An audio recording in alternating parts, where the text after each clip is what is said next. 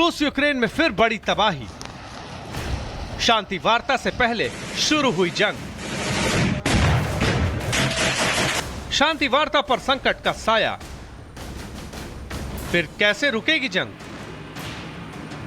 रूस और यूक्रेन के बीच चल रहा युद्ध बीते 3 साल में अभी तक किसी भी नतीजे पर नहीं पहुंचा है। इस मसले को सुलझाने के लिए रूस और यूक्रेन के बीच तुर्की में 2 जून यानी आज एक खास बातचीत होने वाली है।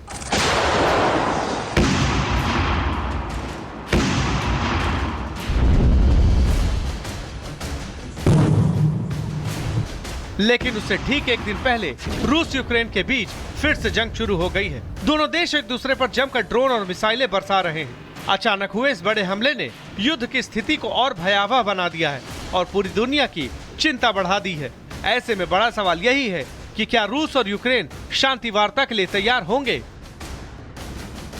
और अगर वार्ता के लिए तैयार होंगे तो क्या ये वार्ता सफल होगी? क्योंकि ताजा हमलों के बाद दोनों देशों के बीच बात करने को कुछ नहीं रह गया है। हालांकि उम्मीद पर दुनिया कायम है, तो पूरी दुनिया की निगाहें इस्तांबुल पर टिकी हुई हैं, जहां रूस और यूक्रेन के बीच बातचीत होनी है। हालांकि वास्तविक समाधान की संभावना पर अभी भी संदेह बना हुआ है।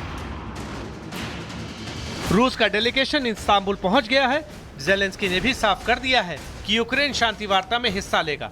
वार्ता से पहले रूसी विदेश मंत्री सर्गेई लावरोव ने कहा है कि राष्ट्रपति के सहयोगी व्लादिमीर मेंस्की के नेतृत्व में रूसी प्रतिनिधिमंडल 2 जून को इस्तांबुल में संकट के मूल कारणों पर काबू पाने के लिए यूक्रेन को मॉस्को का ज्ञापन सौंपने के लिए तैयार है। जैसा कि हमने सहमति व्यक्त की थी, रूसी पक्ष ने तुरंत एक प्रासंगिक ज्ञापन तैयार किया, जिसमें इस बात का पूरा विवरण दिया गया कि संकट के पीछे के कारणों को कैसे दूर किया जा सकता है। व्लादिमीर मेंस्की के नेतृत्व में हमारा प्रतिनिधिमंडल यूक्रेनी प्रतिनिधिमंडल को यह ज्ञापन प्रस्तुत करने और अगले सोमवार 2 जून को इस्तांबुल में होने वाली सीधी वार्ता के दूसरे दौर के दौरान आवश्यक स्पष्टीकरण देने के लिए तैयार है।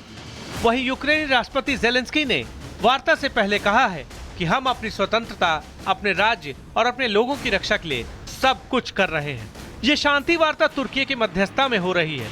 इससे पहले अमेरिकी राष्ट्रपति ट्रंप की रूस और यूक्रेन के बीच सहमति बनाने की कोशिशें नाकाम साबित हुई हैं।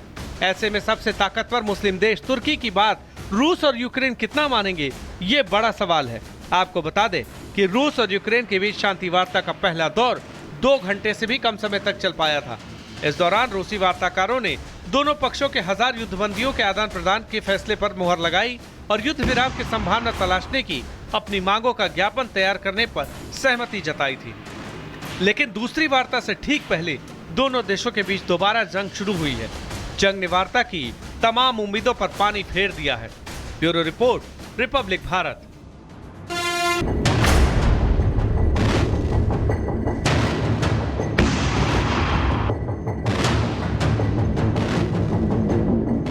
रूस यूक्रेन में फिर बड़ी तबाही।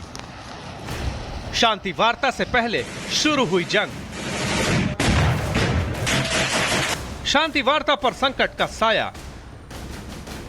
फिर कैसे रुकेगी जंग? रूस और यूक्रेन के बीच चल रहा युद्ध बीते 3 साल में अभी तक किसी भी नतीजे पर नहीं पहुंचा है।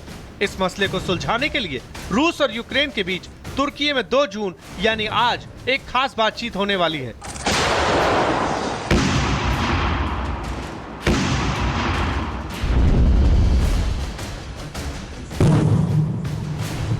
लेकिन उससे ठीक एक दिन पहले रूस यूक्रेन के बीच फिर से जंग शुरू हो गई है। दोनों देश एक दूसरे पर जमकर ड्रोन और मिसाइलें बरसा रहे हैं। अचानक हुए इस बड़े हमले ने युद्ध की स्थिति को और भयावह बना दिया है और पूरी दुनिया की चिंता बढ़ा दी है। ऐसे में बड़ा सवाल यही है कि क्या रूस और यूक्रेन शांति वार्ता के लिए तैयार होंगे? और अगर वार्ता के लिए तैयार होंगे तो क्या ये वार्ता सफल होगी? क्योंकि ताजा हमलों के बाद दोनों देशों के बीच बात करने को कुछ नहीं रह गया है। हालांकि उम्मीद पर दुनिया कायम है, तो पूरी दुनिया की निगाहें इस्तांबुल पर टिकी हुई हैं, जहां रूस और यूक्रेन के बीच बातचीत होनी है। हालांकि वास्तविक समाधान की संभावना पर अभी भी संदेह बना हुआ है। रूस का डेलीगेशन इस्तांबुल पहुंच गया है। ज़ेलेंस्की ने भी साफ कर दिया है कि यूक्रेन शांति वार्ता में हिस्सा लेगा। वार्ता से पहले रूसी विदेश मंत्री सर्गेई लावरोव ने कहा है कि राष्ट्रपति के सहयोगी व्लादिमीर मेंस्की के नेतृत्व में रूसी प्रतिनिधिमंडल 2 जून को इस्तांबुल में संकट के मूल कारणों पर काबू पाने के लिए यूक्रेन को मॉस्को का ज्ञापन सौंपने के लिए तैयार है। जैसा कि हमने सहमति व्यक्त की थी, रूसी पक्ष ने तुरंत एक प्रासंगिक ज्ञापन तैयार किया जिसमें इस बात का पूरा विवरण दिया गया कि संकट के पीछे के कारणों को कैसे दूर किया जा सकता है। व्लादिमीर मेंस्की के नेतृत्व में हमारा प्रतिनिधिमंडल यूक्रेनी प्रतिनिधिमंडल को यह ज्ञापन प्रस्तुत करने और अगले सोमवार 2 जून को इस्तांबुल में होने वाली सीधी वार्ता के दूसरे दौर के दौरान आवश्यक स्पष्टीकरण देने के लिए तैयार है। वहीं यूक्रेनी राष्ट्रपति जेलेंस्की ने वार्ता से पहले कहा है कि हम अपनी स्वतंत्रता, अपने राज्य और अपने लोगों की रक्षा के लिए सब कुछ कर रहे हैं। ये शांति वार्ता तुर्की की मध्यस्थता में हो रही है। इससे पहले अमेरिकी राष्ट्रपति ट्रंप की रूस और यूक्रेन के बीच सहमति बनाने की कोशिशें नाकाम साबित हुई हैं। ऐसे में सबसे ताकतवर मुस्लिम देश तुर्की की बात रूस और यूक्रेन कितना मानेंगे, ये बड़ा सवाल है। आपको बता दें कि रूस और यूक्रेन के बीच शांति वार्ता का पहला दौर 2 घंटे से भी कम समय तक चल पाया था। इस दौरान रूसी वार्ताकारों ने दोनों पक्षों के 1000 युद्धबंदियों के आदान प्रदान के फैसले पर मुहर लगाई और युद्ध विराम की संभावना तलाशने की अपनी मांगों का ज्ञापन तैयार करने पर सहमति जताई थी।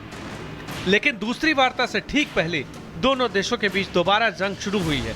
जंग ने वार्ता की तमाम उम्मीदों पर पानी फेर दिया है। Bureau report, Republic Bharat.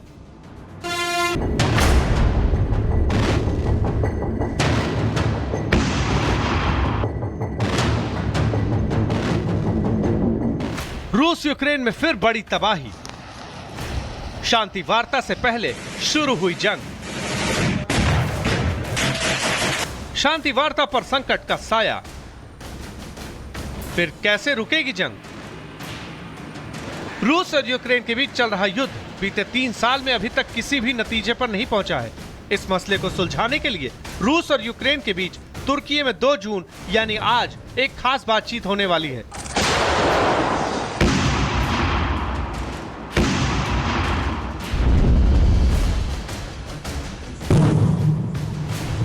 लेकिन उससे ठीक एक दिन पहले रूस यूक्रेन के बीच फिर से जंग शुरू हो गई है। दोनों देश एक दूसरे पर जमकर ड्रोन और मिसाइलें बरसा रहे हैं। अचानक हुए इस बड़े हमले ने युद्ध की स्थिति को और भयावह बना दिया है और पूरी दुनिया की चिंता बढ़ा दी है। ऐसे में बड़ा सवाल यही है कि क्या रूस और यूक्रेन शांति वार्ता के लिए तैयार होंगे? और अगर वार्ता के लिए तैयार होंगे तो क्या ये वार्ता सफल होगी? क्योंकि ताजा हमलों के बाद दोनों देशों के बीच बात करने को कुछ नहीं रह गया है। हालांकि उम्मीद पर दुनिया कायम है, तो पूरी दुनिया की निगाहें इस्तांबुल पर टिकी हुई हैं, जहां रूस और यूक्रेन के बीच बातचीत होनी है। हालांकि वास्तविक समाधान की संभावना पर अभी भी संदेह बना हुआ है। रूस का डेलीगेशन इस्तांबुल पहुंच गया है। जेलेंस्की ने भी साफ कर दिया है कि यूक्रेन शांति वार्ता में हिस्सा लेगा। वार्ता से पहले रूसी विदेश मंत्री सर्गेई लावरोव ने कहा है कि राष्ट्रपति के सहयोगी व्लादिमीर मेंस्की के नेतृत्व में रूसी प्रतिनिधिमंडल 2 जून को इस्तांबुल में संकट के मूल कारणों पर काबू पाने के लिए यूक्रेन को मॉस्को का ज्ञापन सौंपने के लिए तैयार है। जैसा कि हमने सहमति व्यक्त की थी, रूसी पक्ष ने तुरंत एक प्रासंगिक ज्ञापन तैयार किया जिसमें इस बात का पूरा विवरण दिया गया कि संकट के पीछे के कारणों को कैसे दूर किया जा सकता है। व्लादिमीर मेंस्की के नेतृत्व में हमारा प्रतिनिधिमंडल यूक्रेनी प्रतिनिधिमंडल को यह ज्ञापन प्रस्तुत करने और अगले सोमवार 2 जून को इस्तांबुल में होने वाली सीधी वार्ता के दूसरे दौर के दौरान आवश्यक स्पष्टीकरण देने के लिए तैयार है। वहीं यूक्रेनी राष्ट्रपति जेलेंस्की ने वार्ता से पहले कहा है कि हम अपनी स्वतंत्रता, अपने राज्य और अपने लोगों की रक्षा के लिए सब कुछ कर रहे हैं। ये शांति वार्ता तुर्की की मध्यस्थता में हो रही है।